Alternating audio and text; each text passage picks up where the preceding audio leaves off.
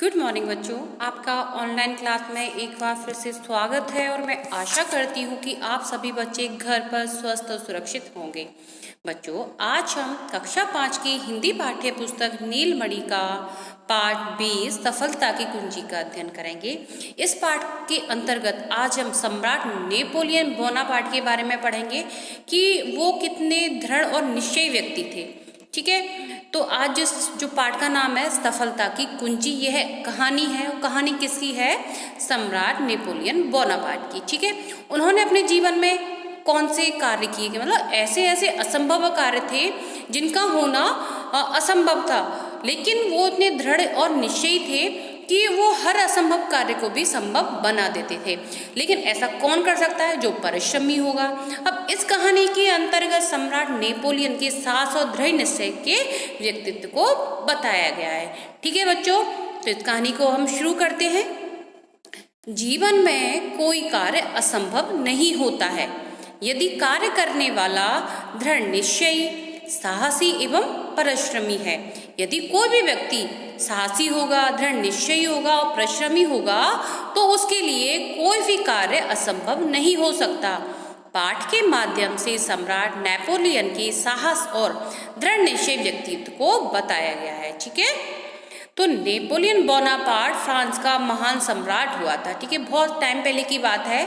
तो फ्रांस के एक शासक थे और महान शासकों में उनका नाम गिना जाता है। उनका नाम था नेपोलियन बोनापार्ट। वह एक साधारण सेनापति के पद से उन्नति करते करते सम्राट के पद पर पहुंच गया था। वह बहुत साहसी और दृढ़ निश्चयी व्यक्ति था। ठीक है, जो नेपोलियन थे वो पहले साधारण एक सेनापति थे, लेकिन उनके कार्य के कारण, क्योंकि वो कैसे थे? साहसी थे, दृढ़ निश्चयी थे, तो उनके कार्य से प्रसन्नता पा कर उन्होंने क्या किया? जो राजा होता था उनको आगे से आगे वो बढ़ते चले गए। ठीक है, तो उनको उच्च पद मिलता चला गया। अपने सैनिक शिक्षा समाप्त करने के बाद नौकरी की तलाश में नेपोलियन फ्रांसीसी सेनाध्यक्ष के पास पहुंचा। ठीक है, अब उनकी कहानी बता रहे हैं कि कैसे कैसे उन्होंने अपनी सफलता को हासिल किया। अपनी सैनिक, उन्होंने एक शिक्षा हासिल करी थी, कौन सी? सैनिक बनने की। ठीक है, तो फिर उसके बाद नौकरी की तलाश में वो जो नेपोलियन थे वो कहाँ गए? जो फ्रांसीसी सेना के जो अध्यक्ष थे उनके पास जाते हैं, क्या? एक नौकरी मांगने के लिए। सेना अध्यक्ष ने उसे अपने एक सेनापति के पास भेज दिया। इस सेनापति को अंग्रेजों के अधिकार से एक पहाड़ी किले को मुक्त कराने का काम सौंपा गया था। ठीक है, जब नेपोलियन ने सैनिक शिक्षा प्राप्त कर ली तो नौकरी पाने के लिए फ्रांसीसी सेनाध्यक्ष के पास जाते हैं, तो वो नेपोलियन को एक सेनापति के पास भेज देते हैं। और उस सेनापति को क्या काम दिया गया था कि अंग्रेजों के अधिकार से एक पहाड़ी पर स्थित एक किला था, उसको मुक्त कराने का था। सेनापति ने नेपोलियन को ध्यान से देखा और किले की ओर संकेत करते हुए कहा कि हमें यह किला अंग्रेजों से मुक्त कराना है, किंतु सफलता नहीं मिल रही है। ऐसा लगता है कि यह असंभव कार्य है। तुम्हारी क्या राय है? जब नेपोलियन वहां पहुंच जाते हैं सेनापति के पास में, तो सेनापति नेपोलियन को बड़े ध्यान से देखते हैं और जो पहाड़ी पर स्थित किला था उसकी तरफ इशारा करते हुए कहते हैं कि इस किले को हमें हासिल करना है, लेकिन हमें सफलता नहीं मिल रही है। क्या तुम्हारे पास कोई इसका उपाय है या तुम्हारे पास कोई राय है कि हम इसको कैसे जीत सकते हैं? असंभव कार्य, सेनापति महोदय, कोई कार्य संभव नहीं होता। दृढ़ निश्चय, साहस और उचित युक्ति से असंभव को भी संभव बनाया जा सकता है, नेपोलियन ने कहा।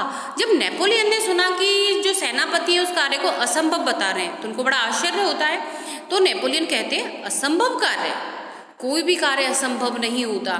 यदि व्यक्ति दृढ़ निश्चय, साहस और उचित युक्ति से असंभव कार्य को भी संभव बना सकता है, इसलिए किसी भी कार्य को असंभव नहीं कहा जा सकता। शाबाश बहादुर। तो फिर यह काम तुम्हें सौंपा जाता है, पर ध्यान रखना कि किले की दूरी यहाँ से 2.5 मील है और हमारी तोपों की मार केवल 2 मील तक है, सेनापति ने कहा। अब ये जो आपके चित्र देखोगे इसमें वो किला दिख रहा है और पहाड़ियों के वो ऊपर है। ठीक है, तो फिर हमें अपना मोर्चा आगे लगाना होगा, नेपोलियन ने कहा। मूर्ख अफसर, यदि हमने मोर्चा आगे लगाया तो किले की तोपें हमें भून कर रख देंगी। वे भी 2 मील तक मार खा सकती हैं, सेनापति ने कहा। नेपोलियन ने कुछ सोचा और कहा, तब हमें कोई दूसरा उपाय खोजना होगा। मुझे 2 दिन का समय दिया जाए, मैं क्षेत्र का निरीक्षण करूंगा। अब जो नेपोलियन थे वो कहते हैं कि हमें यदि जीत हासिल करनी है तो जो अपना मोर्चा है, जहाँ से हमारी सेना रुकी हुई है, वो थोड़ा आगे ले जाना पड़ेगा। लेकिन जो सेनापति थे उनको डांट देते हैं और कहते हैं, मूर्ख हो तुम, आगे मोर्चा ले जाएंगे तो जो अंग्रेजों की तोपें हमें भून डालेंगी, क्योंकि उनकी तोपों की जो मार है वह भी 2 मील तक है। नेपोलियन ने कुछ सोचते हैं और फिर कहते हैं कि आप मुझे 2 दिन का समय दीजिए, मैं आपको कुछ सोच के और क्षेत्र का निरीक्षण करके बताता हूँ। नेपोलियन ने सेनापति ने नेपोलियन को 2 दिन का समय दे दिया। नेपोलियन ने उस क्षेत्र का भली भांति निरीक्षण किया। किले के आसपास क्षेत्र का निरीक्षण करते करते उसे एक पहाड़ी दिखाई दी। यह पहाड़ी किले से लगभग 1 मील दूर थी और झाड़ियों से ढकी हुई थी। सबसे अनुकूल बात तो यह थी कि किले की तोपों का मुंह तो उस मैदान की ओर था जहाँ फ्रांसीसी सेना डटी हुई थी। नेपोलियन ने निर्णय किया कि यहाँ से आक्रमण करना ठीक रहेगा। जब नेपोलियन उस क्षेत्र का निरीक्षण कर रहे होते हैं तो उनको एक पहाड़ी दिखाई देती है और पहाड़ी भी झाड़ियों से छुपी हुई रहती है, तो उनको वो जगह ठीक लगती है क्योंकि वह किले से सिर्फ 1 मील की दूरी पर थी। और सबसे अनुकूल बात ये लगी कि जो अंग्रेजी किला था वहाँ से जो तोपों का मुंह था वह मैदान की तरफ था जहाँ पर फ्रांसीसी सेना डटी हुई थी। तो यदि पहाड़ी के यहाँ से आक्रमण करेंगे तो ज़्यादा बेटर था उनके लिए। 2 दिन बाद नेपोलियन सेनापति के सामने उपस्थित हुआ और बोला कि मुझे तोप खाने की कमान सौंप दी जाए। किले के दक्षिण में जो पहाड़ी है, मैं वहाँ से आज की रात के दुधलकी में आक्रमण करूँगा। अब 2 दिन के बाद जो नेपोलियन सेनापति के सामने चले जाते हैं और कहते हैं कि मुझे तोप खाने की कमान सौंप दो, क्योंकि मुझे आज जो दक्षिण में जो पहाड़ी है वहाँ से आज दुधलका होता है, जो मॉर्निंग का समय होता है कि भोर नहीं हुई होती है, ना रात होती है ना सवेरा होता है, उस टाइम पे मैं वहाँ के उस पर आक्रमण करूँगा। नेपोलियन की बात सुनकर सेनापति भौचक्का रह गया और बोला, मूर्ख हो गए हो, पहाड़ी पर तोपें कैसे चढ़ सकती हैं। नेपोलियन शांति से उत्तर दिया, सेनापति महोदय, आप केवल मुझे तोपखाने की कमान सौंप दें, पहाड़ी पर तो तोपें चढ़ाना मेरा काम है। सेनापति ने नेपोलियन के शब्दों में छिपे आत्मविश्वास को पहचान लिया। उसने उसे तोपखाने की कमान सौंप दी।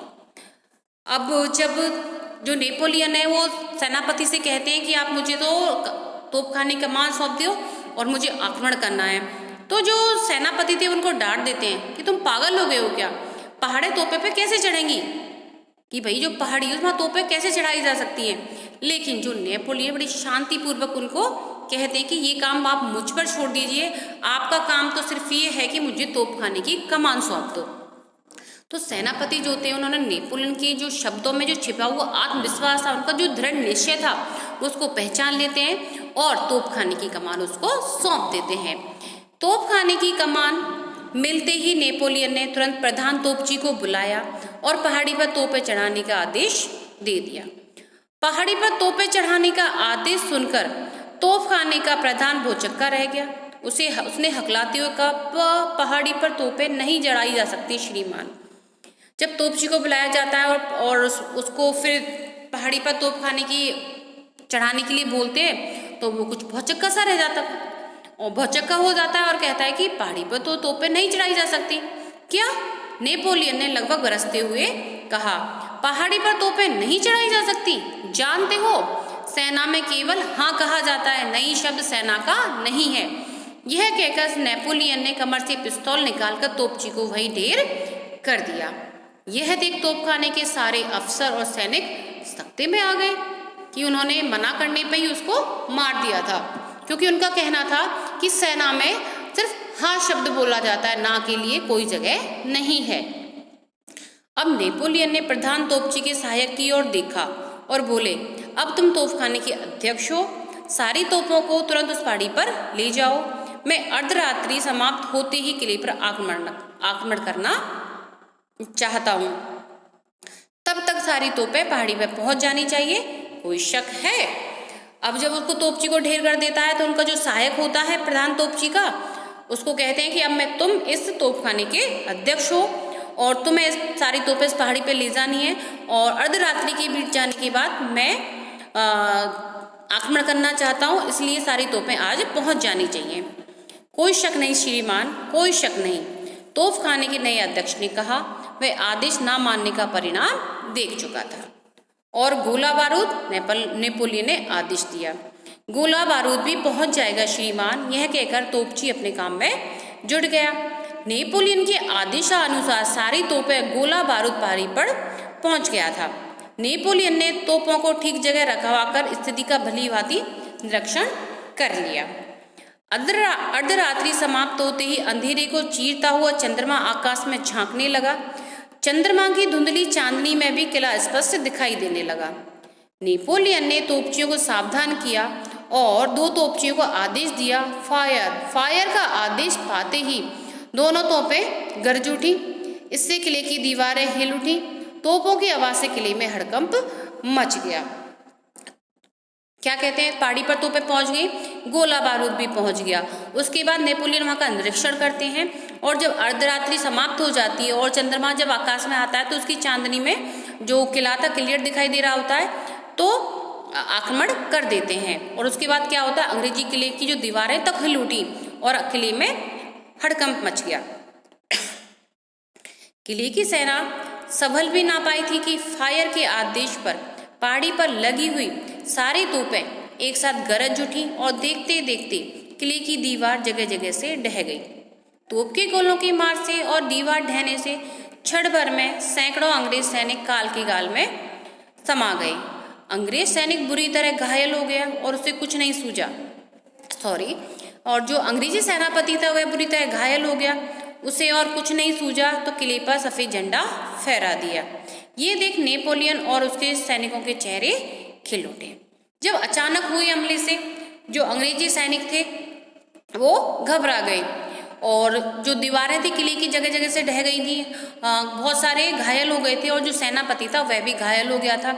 अचानक हमला हुआ तो संभल नहीं पाए और जो सेनापति ना उसने किले पर सफ़ेद झंडा फहरा दिया। सफ़ेद झंडा होता है अपनी गलती मान लेना या शांति का प्रतीक होता है कि उन्होंने अपने वो बेड़ियां डाल दी कि मतलब वो अब युद्ध करना नहीं चाहते हैं। और यह देखकर नेपोलियन और सैनिकों के चेहरे खिल गए।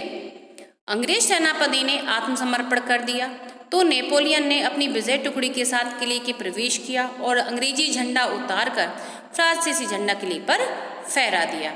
बिना एक सैनिक की प्राण हानि के मुट्ठीभर सैनिकों की सहायता से नेपोलियन ने असंभव कार्य को संभव कर दिखाया। यह नेपोलियन के साहस की जीत थी, उसके दृढ़ निश्चय की जीत थी।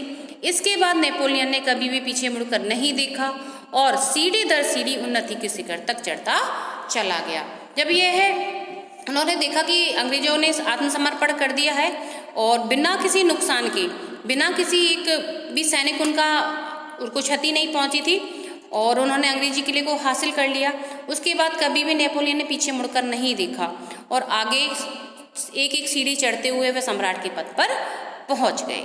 ठीक है बच्चों, तो आपका पाठ था, ये कैसा लगा आपको? कहानी काफ़ी इंटरेस्टिंग थी और ये थी नेपोलियन बोनापार्ट के बारे में। ठीक है, अब शब्दार्थ देख लेते हैं।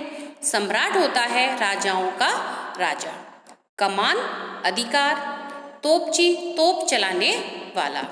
आत्मसमर्पण अपने आप को सौंपना। युक्ति उपाय या तरकीब। आत्मविश्वास अपने ऊपर भरोसा। शक्ति में आ गए, डर गए या दहशत से भर गए। ठीक है बच्चों, तो आपका पाठ यहीं समाप्त होता है। धन्यवाद। आपका जो वर्क है वो PDF के जरिए आपके WhatsApp ग्रुप में आएगा, उसको अपनी कॉपी में सुंदर और स्वच्छ राइटिंग में करना है, साथ ही साथ उस वर्क को याद भी करना है। धन्यवाद।